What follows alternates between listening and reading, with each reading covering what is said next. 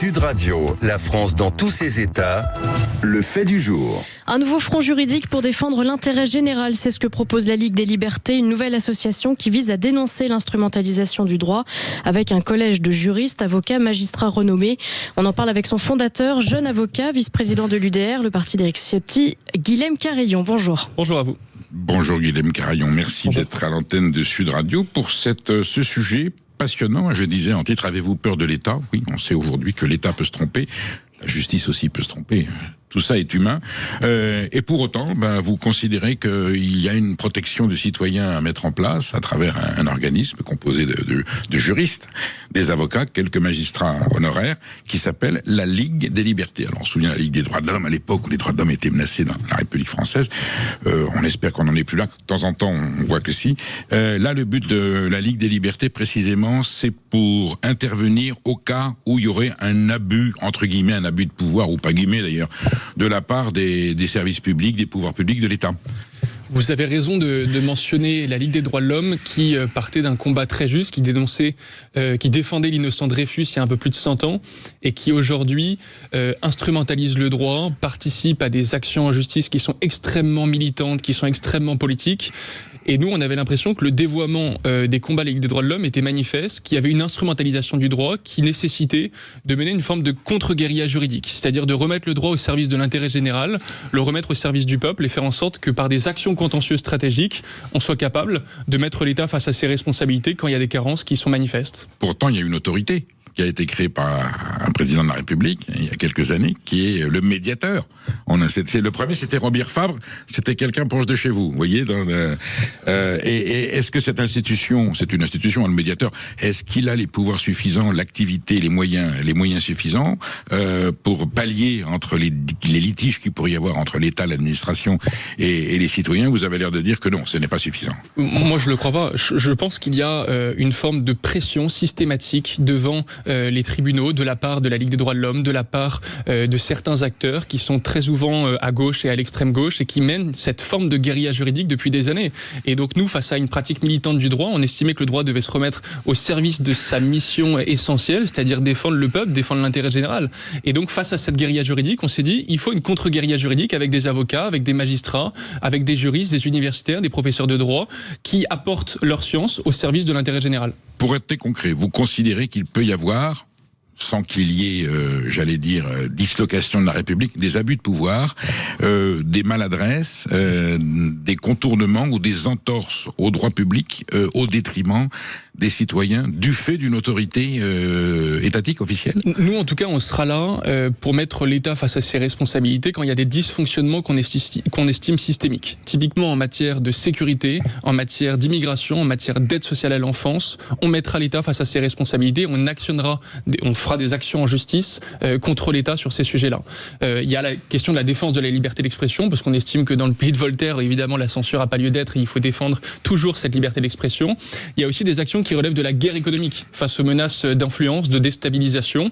On a typiquement une action qui est prévue dans les prochaines semaines contre Booking, qui est un géant américain sur de les la location, totales, bien sûr. Exactement, et qui ne respecte pas ses obligations en matière de reversement de la taxe de séjour aux collectivités. C'est un manque à gagner pour les collectivités de plusieurs millions d'euros. Donc vous voyez, sur ces opérations, à la fois guerre économique, liberté d'expression, actionner la responsabilité de l'État sur les questions sécuritaires, migratoires et évidemment la protection de l'argent du contribuable, parce que vous avez de plus en plus des subventions qui sont accordées de manière irrégulière, qui sont clientélistes, et donc on mettra les acteurs publics face à leurs responsabilités. Le fait que vous vous soyez réunis, rassemblés entre juristes, avocats, quelques magistrats, vous considérez qu'il y a eu un certain nombre de dérives, de déviances justifiant l'organisation de l'organisme que vous créez?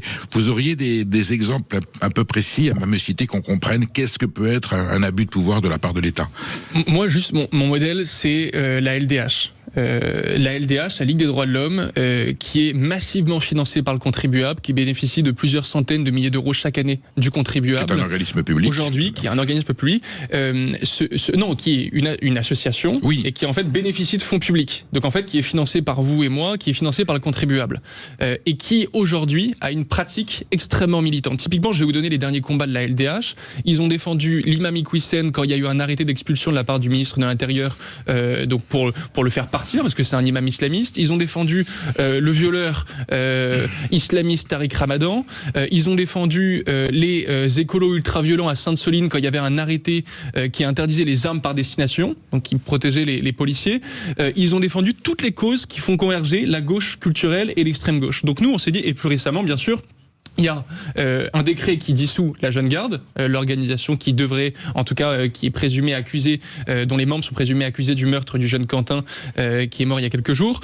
Eh bien, ils ont fait une intervention volontaire devant les tribunaux pour empêcher sa dissolution. Donc, vous voyez, à chaque fois, ils mettent une pression idéologique, militante, devant les juges, devant les juridictions, et l'État peut pas se défendre. Donc, nous, on est en quelque sorte un soutien de l'État pour qu'il y ait une voix qui défende l'intérêt général et qu'il ne soit pas une voix ultra militante. Donc, vous voulez rétablir un équilibre. Vous considérez que ce grand organisme, quand je dis public, effectivement, c'est qu'il est financé, qui est la Ligue des droits de l'homme, qui a joué un rôle essentiel dans la construction de la République durant l'affaire des Fus. C'était le sénateur Scheuer-Kestner qui l'avait porté. Aujourd'hui, vous estimez que la Ligue des droits de l'homme est ou récupérée, ou orientée, ou manipulée, qu'elle agit dans des situations qui vous semblent totalement aberrantes, parce que elle ne défend pas forcément la Ligue des droits de l'homme, mais plutôt certains types d'idéologies, et que vous voulez faire le contrepoids avec cette Ligue des libertés. Exactement. Nous, on a la réelle conviction que la Ligue des droits de l'homme instrumentalise le droit, participe à un combat politique et militant. Et vous voyez, moi, je suis engagé en politique. Mais à travers cette association, je mets mon engagement politique de côté. L'idée, c'est pas d'avoir un fonctionnement partisan. On a typiquement l'avocate Noëlle Lenoir, qui a été la première femme membre du Conseil constitutionnel, qui a été ministre socialiste, qui fait partie de notre conseil scientifique. On a également Renaud Dutreil, qui a été un ministre centriste de l'UDF dans le gouvernement de Jacques Chirac. On a Pierre Lelouch, qui a été dans le gouvernement de Nicolas Sarkozy, donc à l'UMP à l'époque. Vous voyez, on a des personnalités qui viennent de différents partis et qui ont une mission, c'est défendre l'intérêt général à travers des actions en justice qui soient stratégiques. Alors, j'allais y venir. Est-ce que c'est déjà fait, mais est-ce qu'on ne risque pas de vous accuser, de vous reprocher en fait de faire une Ligue des droits de l'homme de droite, l'autre étant de gauche? Vous nous avez cité quelques personnalités. Bon, voilà, il y a une ancienne ministre socialiste. Il n'y a pas de gens je ne sais pas s'il y aurait des gens de la France Insoumise ou du Parti communiste ou des écologistes parmi les avocats et les juristes qui se rassemblent chez vous. Est-ce qu'il y a quand même chez vous une conscience que vous appartenez à une sensibilité politique donnée? Je ne dis pas qu'elle est anti-républicaine ni qu'elle n'a pas légitimité à créer cet organisme, mais que vous êtes quand même plutôt marqué du côté de l'échiquier droit, plutôt la droite de l'échiquier ou de l'hémicycle. Nous, on se revendiquera pas comme la LDH de droite. On veut que les Français, quand ils nous connaîtront, soient capables de se dire cette association défend l'intérêt général. Avec des gens qui viennent de la gauche, de la droite, mais peut-être de la gauche républicaine, en tout cas ce qu'elle a encore de républicain, des gens qui viennent de la droite républicaine, des gens qui viennent de partout et qui ont juste une ambition, c'est de remettre le droit au service du peuple. La justice, elle existe pour le peuple, elle existe pour préserver l'ordre républicain, elle existe pour protéger les victimes, elle existe pour toutes ces raisons-là. Donc nous, c'est notre unique ambition. Et encore une fois, moi je voyais, pour être très transparent avec vous, j'avais discuté avec Noëlle Lenoir qui me dit: moi, je veux pas qu'on dise qu'on est la LDH de droite. Je viens pas de la droite. Vous n'y échappez pas, mais vous pouvez expliquer en quoi vous ne l'êtes pas. Il y aura les commentaires. Nous, en tout cas, à chaque fois, on dira que notre mission, c'est l'intérêt général. C'est l'intérêt du peuple, par le droit, par des actions contentieuses stratégiques. Et je pense que ça permettra aussi de rassembler davantage de personnes qui ont en commun simplement de vouloir ne pas défendre une pratique militante du droit, mais défendre l'intérêt général. Alors, par quels moyens allez-vous procéder? Que peut-on faire quand on se sent victime d'un abus de pouvoir de l'État, de l'administration, des services publics? Est-ce que vous êtes un organisme auprès duquel, alors, comme vous n'êtes pas officiel, il n'y a pas un recours auprès de vous, mais vous êtes une association que l'on pourra alerter ou que l'on pourra consulter quand on s'estimera victime d'un abus de pouvoir de l'État? Exactement. Il y a des abus de pouvoir de l'État, mais il n'y a pas que ça. Des victimes de violences, d'agressions sexuelles, de viols.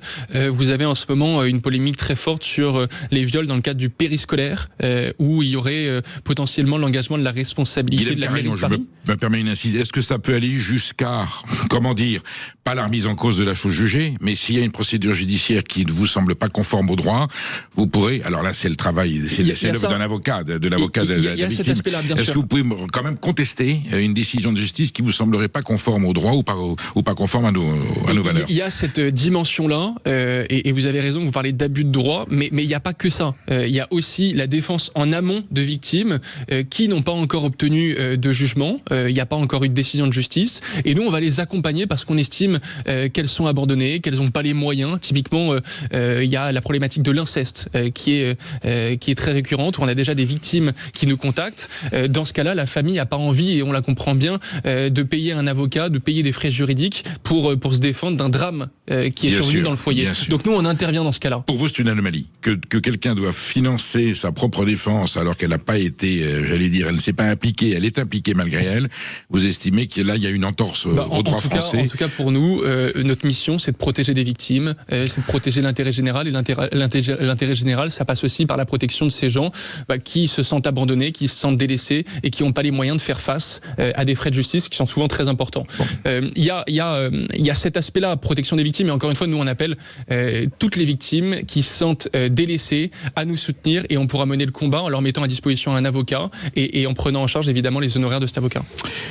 Il y a eu quelques affaires judiciaires récentes qui ont suscité la polémique. Bon, une fois que la chose est jugée, vous n'êtes pas une cour d'appel, même pas on peut intervenir en appel. Encore moins une cassation. Bon, on a le cas du procès de Nicolas Sarkozy où il y a eu une mise en détention provisoire qui a été écourtée, et il y a surtout dans le procès de Marine Le Pen l'avis du parquet qui dit, en jugement en appel, il n'y avait pas lieu de procéder à l'exécution immédiate et provisoire de la peine. Ça, c'est un sujet sur lequel vous sentez habilité à intervenir avec la Ligue des droits et des libertés. Alors, nous, en tout cas, on donnera notre position, notre sentiment, notre analyse sur des cas qui intéressent les Français, sur des cas qui rentrent dans le débat public. Typiquement, l'exécution provisoire qui a été prononcée à l'égard à la fois de Marine Le Pen et Nicolas Sarkozy, donc deux partis politiques différents, deux adversaires politiques, elle nous semble disproportionnée. Elle était justifiée par aucun motif. Le risque de récidive pour Marine Le Pen, qui n'est plus au Parlement européen depuis 10 ou 15 ans, pour Nicolas Sarkozy, qui est désengagé de la vie politique depuis un certain nombre d'années, il n'existait pas. Et pour le coup, ce qui a été l'argument qui a été avancé par les juges pour prononcer l'exécution provisoire pour Marine Le Pen et Nicolas Sarkozy, c'était le trouble à l'ordre public démocratique, en tout cas pour Marine LePen, ce qui est une notion aberrante. Moi, je pense plutôt que c'est le contraire. Il y a un trouble à l'ordre public démocratique quand on empêche la favorite de la prochaine élection présidentielle de participer à ce suffrage. Alors, il y a dans votre organisme, dans cette Ligue des libertés des avocats, j'allais dire, c'est normal.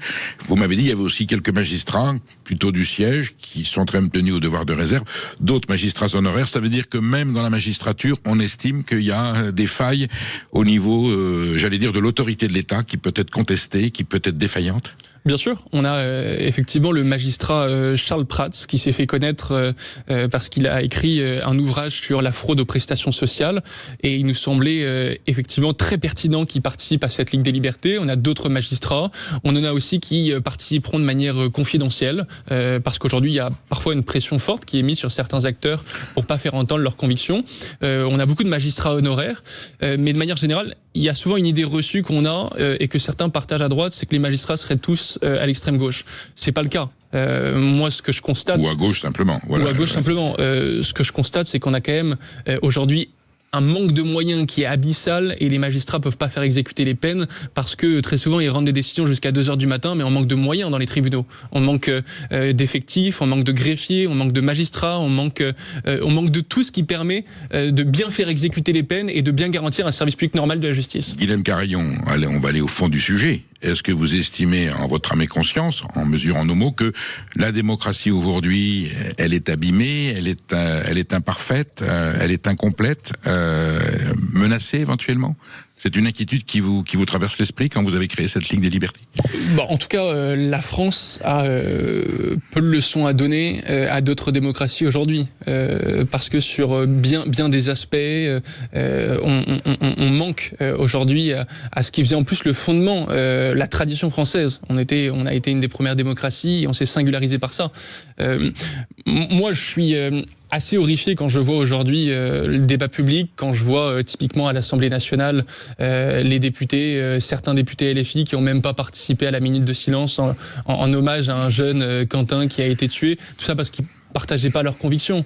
Raphaël Arnaud, député de la France Insoumise, qui a été condamné pour violence, qui a été le fondateur de la Jeune Garde, son collaborateur va sûrement finir en prison parce qu'il est présumé coupable du meurtre d'un jeune garçon de 23 ans. Enfin, on en est là en fait, et l'hystérisation du débat public. La violence qui s'est imprégnée dans le débat public aujourd'hui, ça engendre des morts. Et pour empêcher ça, moi je pense que le droit doit aussi revenir à sa mission essentielle, qui est de servir l'intérêt général. Et peut-être que ça permettra de pacifier un petit peu la société. En tout cas, on en débat et on disserte de façon pertinente sur ce sujet qui nous touche tous, qui nous concerne tous. Merci Guilhem Carayon d'avoir été sur Sud Radio. Je ne manquerai pas de faire appel à votre lumière parce que je pense que des sujets de ce genre pourront revenir au devant de l'actualité.